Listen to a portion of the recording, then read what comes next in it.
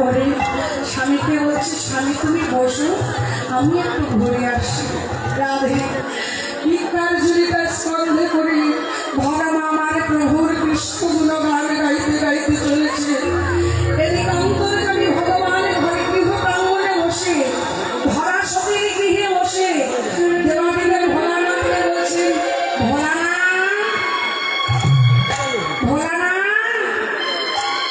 দেবাদিদেব ভোলানাথ বলছেন, প্রণাম প্রভু, আমাকে স্মরণ করেছে।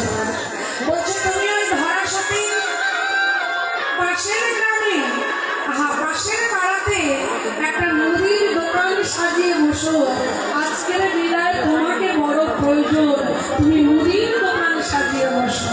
রাধে ভক্তমন্ডলী ভক্তিমতী মায়েরা, ভগবানের আজ্ঞা পেয়ে দেবাদিদেব ভোলানাথ দিনে মুদির দোকান সেজে বসে আছে। জয় নিতাই, হরি বল হরি বল। ধরা সতী আমার ব্যাকুল হয়ে ডাকতে ডাকতে চলেছেন, কেউ ভিক্ষা দেবেন, আমাকে একটু ভিক্ষা দিন না, আমাকে একটু ভিক্ষা দিন না, আমার একটু ভিক্ষা দিন না। দ্বার দেশে যে অতিথি বসে আছে, দ্বার দেশে যে অতিথি বসে আছে, একটা ভিক্ষা দিন না। কেউ তো ভিক্ষা দিচ্ছে।